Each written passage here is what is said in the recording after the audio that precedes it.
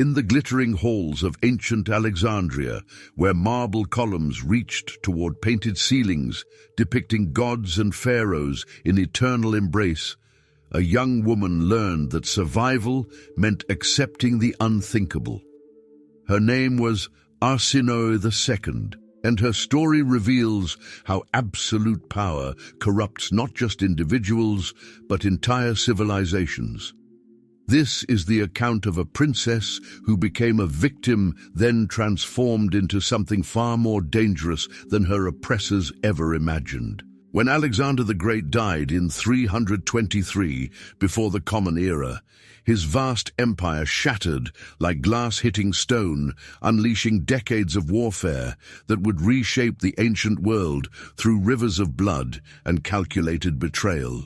His generals, known as the Diadochi, carved up territories from Greece to India with methodical precision, each claiming legitimacy through conquest rights and manufactured bloodline connections. The succession wars were characterized by a level of brutality that shocked even contemporaries accustomed to violence, as former comrades turned against each other with fury, compounded by territorial ambition. Cities were razed, populations enslaved, and entire royal families eliminated to prevent future claims to contested thrones. Ptolemy I secured Egypt through military genius and political cunning, establishing a dynasty that would blend Greek sophistication with Egyptian divine kingship in ways that would corrupt both traditions beyond recognition. The Ptolemaic court operated on a simple principle bloodline. Purity justified any act, no matter how monstrous. This wasn't merely political pragmatism, it was a systematic reconstruction of morality itself, where traditional concepts of family, love, and protection were subordinated to the throne's insatiable demands for legitimacy. Arsinoe was born around 316 before the Common Era into this world of calculated brutality where survival depended on the ability to navigate, an environment where today's ally could become tomorrow's executioner without warning. The royal palace of Alexandria was simultaneously the most luxurious and most dangerous place in the Mediterranean world. From her earliest memories, she understood that her body, her mind and her future belonged not to herself, but to the dynasties. Relentless hunger for power. Royal children weren't raised with love. They were groomed as political instruments, their every emotion carefully monitored and shaped to serve state purposes that often contradicted basic human instincts for affection and trust. Tutors taught them not just mathematics and philosophy, but the fine arts of deception, manipulation, and the calculated deployment of charm as a weapon. They learned to read faces for signs of treachery, to identify which servants could be trusted, to understand that friendship was a luxury that could prove fatal to those destined for thrones. The first violation came early, marking the beginning of a systematic destruction of innocence that would define every subsequent relationship in her life. Ancient sources whisper, rather than shout, about what happened between Arsinoe and her father. Ptolemy I, but historical fragments suggest the founder of the dynasty didn't just prepare his daughter for queenship. He claimed her as a consort in ways that violated both Greek customs and basic human decency.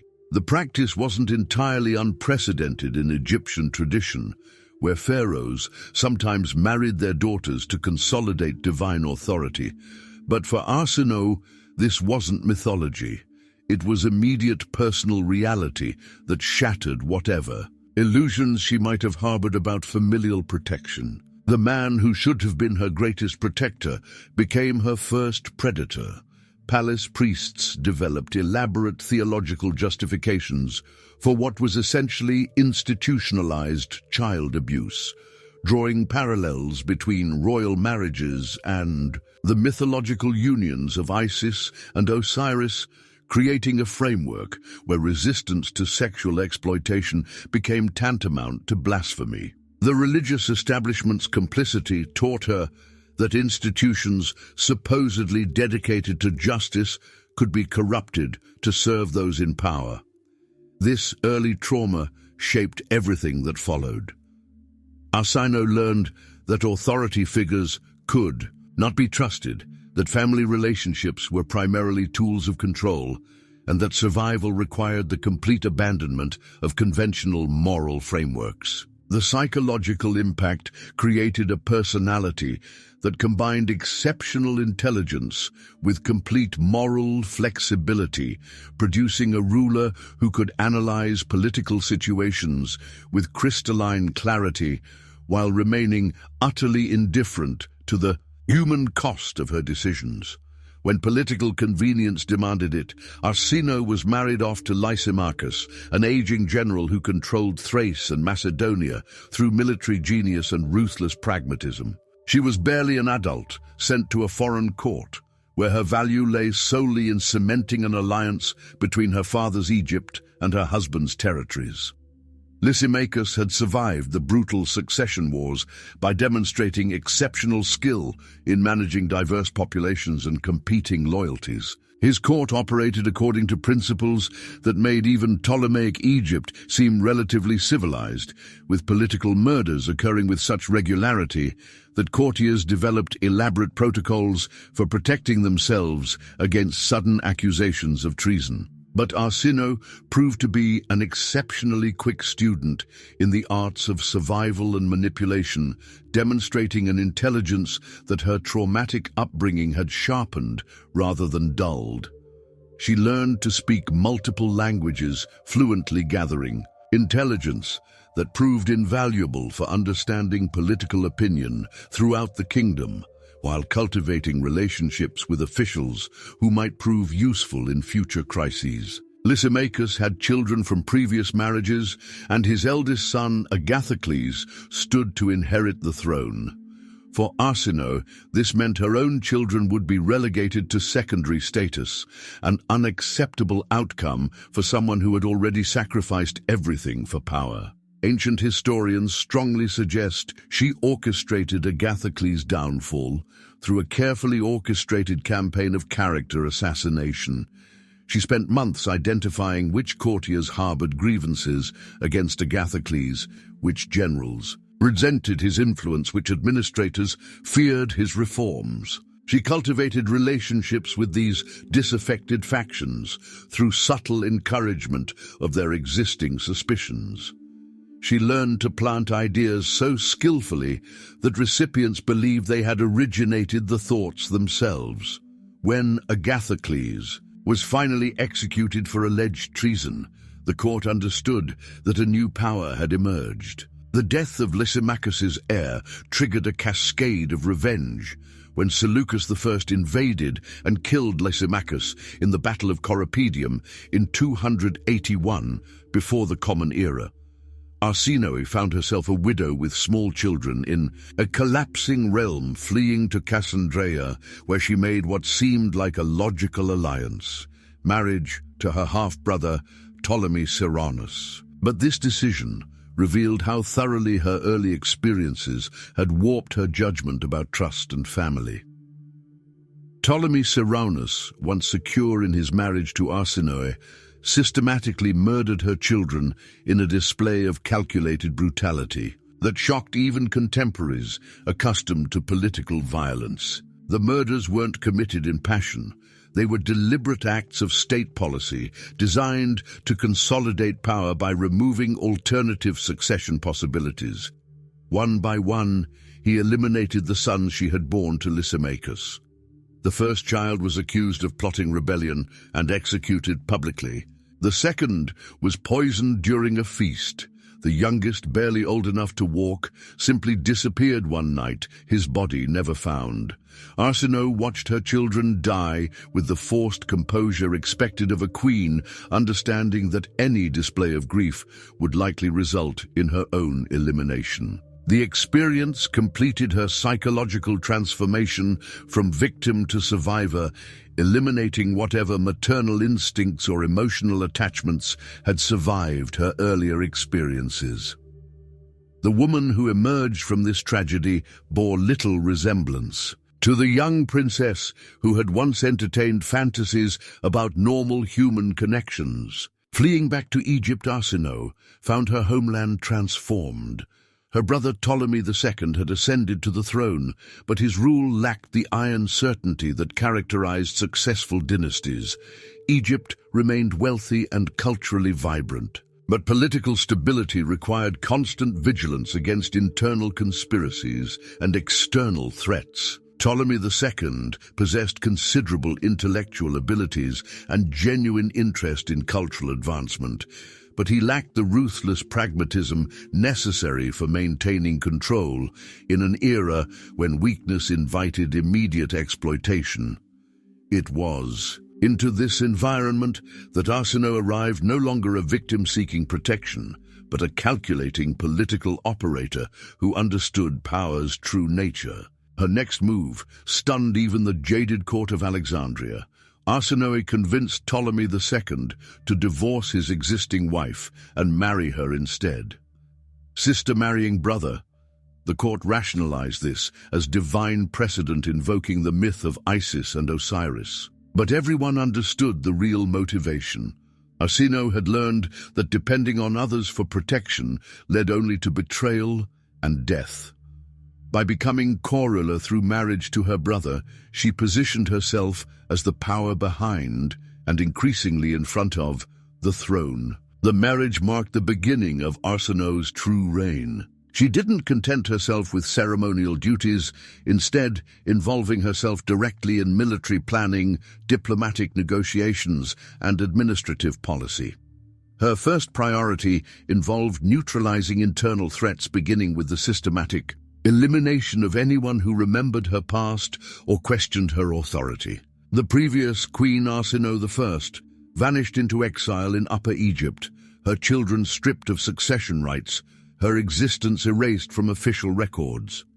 Court officials who had served under the previous regime found themselves facing sudden accusations of treason, their property confiscated, their families destroyed through legal proceedings that bore only superficial resemblance to justice. But Arsinoe's methods went beyond simple political purges, extending into psychological warfare, designed to restructure how Egyptian elites understood their relationship to royal authority.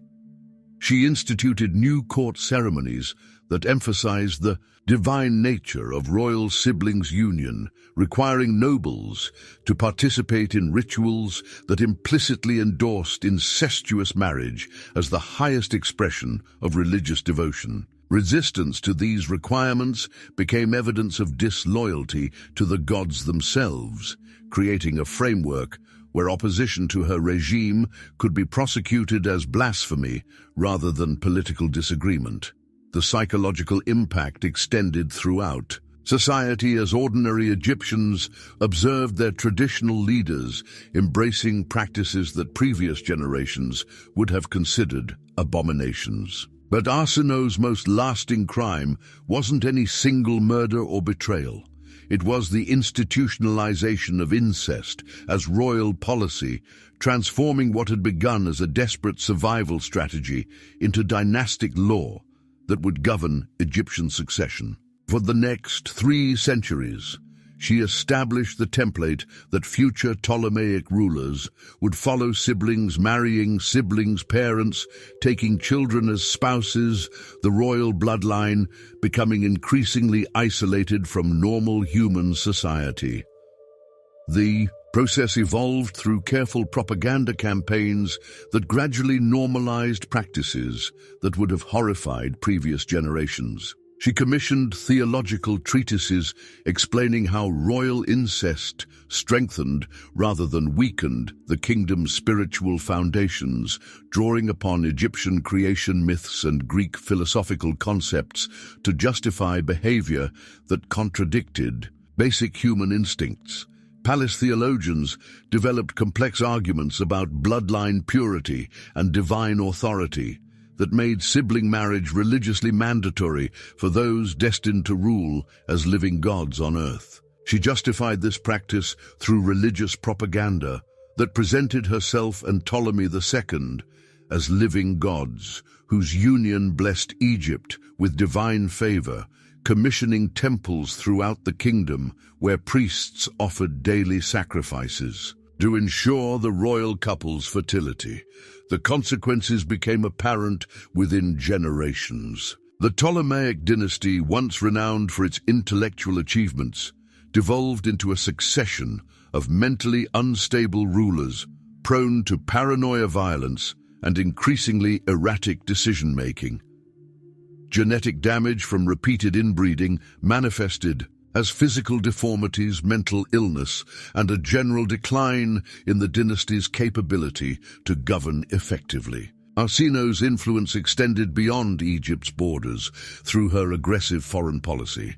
She pushed her brother into conflicts with Antiochus I, seeing war as an opportunity to project Egyptian power while settling old scores.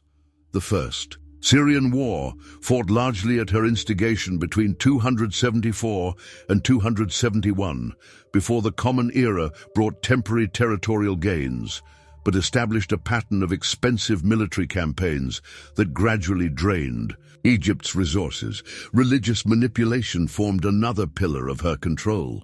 Arsinoe didn't simply accept divine honors, she demanded them, establishing cult centers dedicated to her worship throughout Egypt, while systematically subordinating traditional deities to her authority. Priests who resisted incorporating her into traditional religious ceremonies found themselves replaced by more compliant clergy imported from Alexandria. The psychological impact of her reign extended far beyond the royal family into Egyptian society generally. Egyptian culture began to internalize the Ptolemaic court's twisted values as normal expressions of royal prerogative. Incest, previously taboo even among the elite, became associated with divine favor and political legitimacy. The very concept of family was corrupted, with blood relationships viewed primarily through the lens of power consolidation, rather than affection or natural bonds.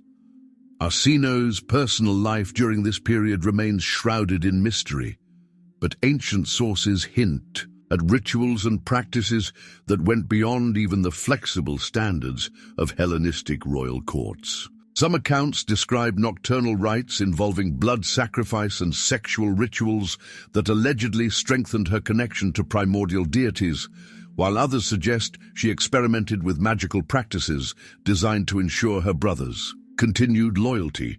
Whether these accounts reflect reality or represent later propaganda remains debatable, but they illustrate how thoroughly her reputation became associated with transgression of normal boundaries. The very uncertainty surrounding these allegations served her purposes by creating an aura of dangerous unpredictability that discouraged opposition while reinforcing her image as someone capable of transcending ordinary human limitations.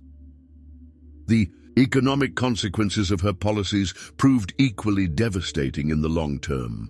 Egypt's wealth became increasingly concentrated in the hands of a small royal elite, while provincial communities faced mounting tax burdens designed to fund military campaigns and monumental construction projects.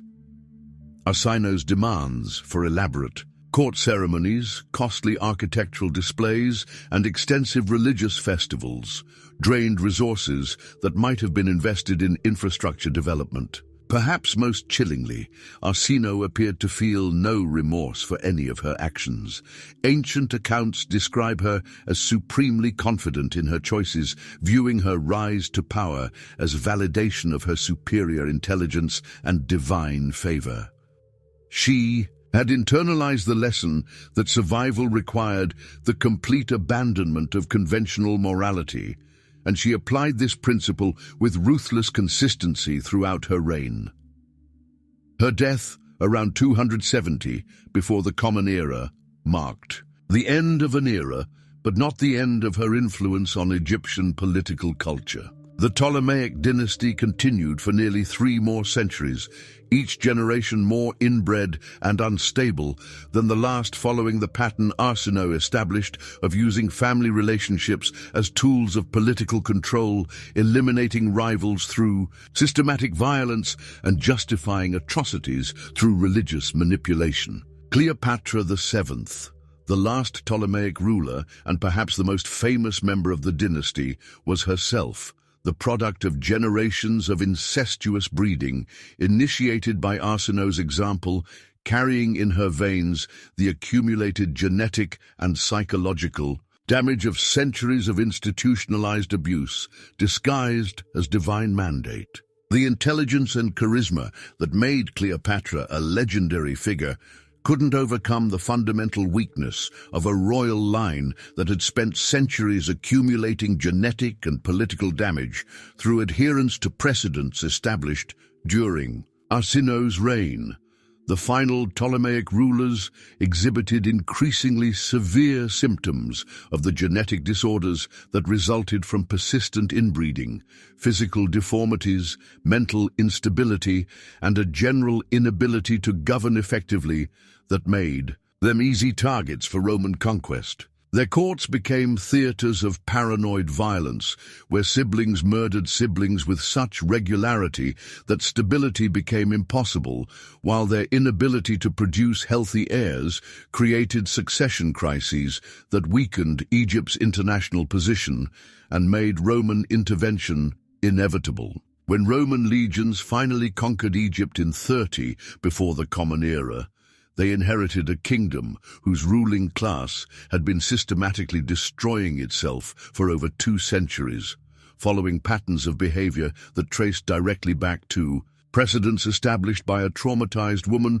who transformed personal survival strategies into dynastic law. The civilization that had once produced the Library of Alexandria and attracted scholars from throughout the Mediterranean world had become a shadow of its former glory, its potential wasted through adherence to political principles that prioritized bloodline purity over administrative competence and human dignity.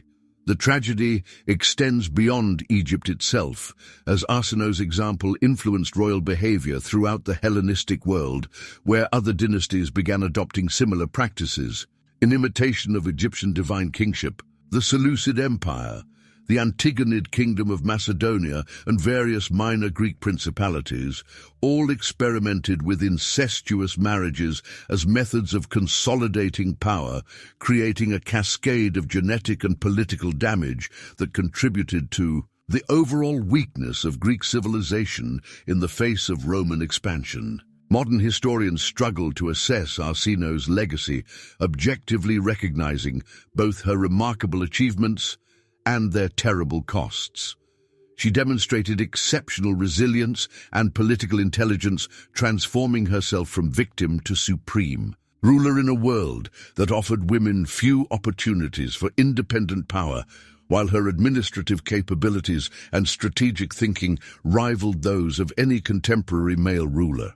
Yet the methods she employed and the precedents she established contributed directly to the destruction of the civilization she claimed to serve, creating a legacy that combined genuine accomplishment with systematic corruption of institutional and social foundations.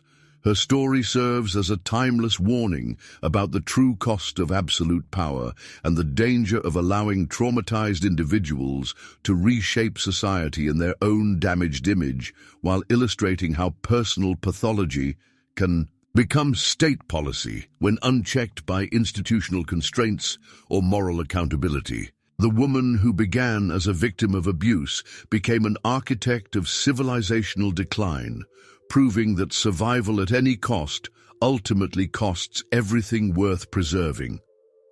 The most disturbing aspect of her story isn't the specific acts of violence or betrayal.